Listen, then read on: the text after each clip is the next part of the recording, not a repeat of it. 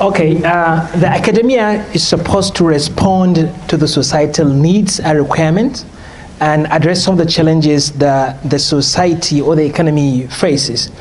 And if you look at the transition economically we had so far, from agrarian economy to agricultural, trading, industrial, manufacturing economy, into now one of the biggest and promising and the fastest growing economy, the digital economy. And it's the hope for countries like Nigeria. We've seen how, in terms of management of our fossil fuels, natural resources, we couldn't really find so much alternatives or substitution to the oil economy yet. But I think from the look of things and from the commitment of the regulators and the minister and the DG of NITDA, what we see as a country at large, we have a big promise. And this is the next level of the economy, the digital economy. And this, we stand a very competitive advantage because Nigeria, we already have the comparative advantage, having the young population and some of the regulations and the acts were already in place. We are leading actually. And I think for us to really frame, shape, and influence the future, we have to start from the academia, because the academic is where every revolution starts, every transition begins. And we have to start by targeting the future, because what are we going to have in the future without oil? We have now data, we have digital economy. So academia is responding, apart from just having the laws, the regulations to protect us from abuse and theft of data. We also need to really expose our younger ones. Even the contemporary, the adult population, the senior population need to be aware, because we are all digital community. And if we ourselves, we gather together in a community and there are possibilities of criminal tendencies and theft, not of physical properties, but our information can be stolen. And we need policing. And that's why I think this law and the NITDA and the Ministry of Communication is doing to protect us. And I believe that academia is what will shape the future. And we can even introduce new courses, because we should by now start seeing new curriculum to respond to the economic change, to the world. The world is evolving, and so does the economy. The academic sector has to change. And the digital economy comes with its own challenges and opportunities. We release open and secret data to the world. We don't even know sometimes how that can be used against us. We have many email intrusions and financial data being used. We become victims. And that is an infringement, like the minister said, of Section 37 of the Nigerian Constitution and the Information Act and even the NITDA Act. And that I think the NITDA Act for data protection need to be reinforced, and I'm sure the DG is here is listening, need to be reinforced by national law as well. I mean, it's national law, but National Assembly law as well. And because we play as active players in the global economy, Nigerians, we are not only dealing within ourselves, we also interact with people around the world. Like when you ask him to define digital economy, because I look at it as like activities and exchanges of information, goods and services, and that could be for social purposes, commercial and other trading purposes. So we do that with other people around the world, and Nigerians can be victimized by foreign participants within the digital economy. So we need protection, not only Nigeria as a country, but the globe entirely, because we release data. Like somewhere I was reading, 2.5 quintillion data is being released, and that's very high increase. And so we need that protection, and that can only come when we have enforcement of these penalties. I read in the NITDA Act where it stated that if you process or release illegally or without the consent of the person releasing the data to someone, if you release up to 10,000 of that data, you are liable to pay a fine of how much? 10 million naira. And if it's less than 10,000, you have to pay 2 million. So let's start seeing punishment so that it serves as deterrent. Any law, anything you want to change to stop these kind of excesses and abuse in the digital economy, we have to start by punishment and reward too.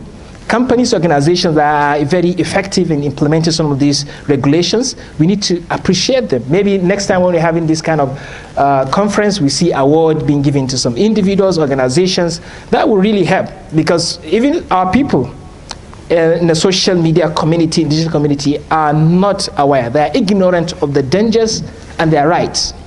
and they just submit their information there. So any law can be really be implemented without the cooperation from the people. And the people cannot cooperate if they don't know.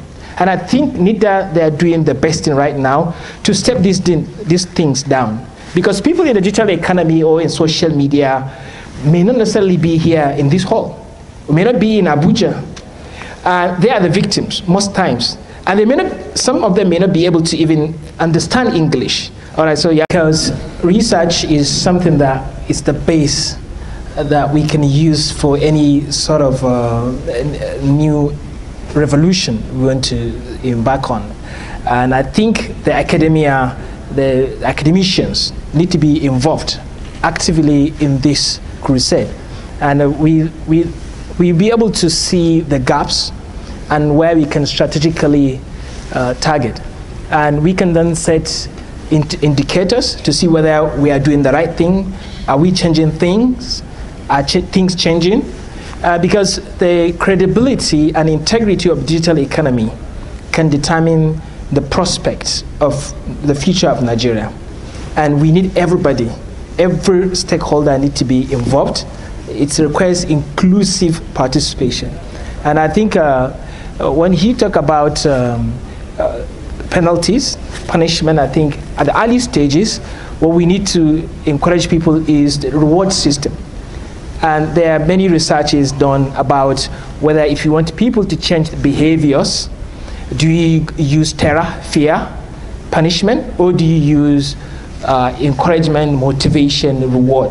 And it was found that reward system, motivation, can actually make people change behavior quicker than even fear. People might think they can escape the danger or the punishment, but if there is a benefit, they will always be attracted to that. But this can only be harnessed or become aware if we really use the academicians. Like when she also talk about social media policy, social media requires a specific policy. I learned that the minister mentioned that the NITDA had done something about that, because every single day, as we speak right now, someone is being victimized. Myself, there are many profiles on the internet with my name, with my photos, and a lot of people have been victimized, someone impersonating our personalities. This happens every single day. So I think, to me, academicians need to be actively involved in what you guys are doing. We'll be there to support you to help achieve this, what we want to get. And I think the NITDA is aware of that, and the reason why I'm here. Femi Daniel also is aware of this reason, and that's why myself, you think we academicians, we can really play the role of multidisciplinary research. Even though I'm oil and gas economist, I can also play a role as a digital economist, right? Having understanding the concept and the structure of the economy, I can use that information to also feed with what we are trying to do together. Last word, please. My last word is everyone has to also do his or her best to protect yourself first. And if you know that you don't have the strength to protect people's information, you don't have to really collect people's information, because there are sometimes that are negligence. And there are some websites that we know that the moment you sign up on their website, the next thing you see, intrusion of emails.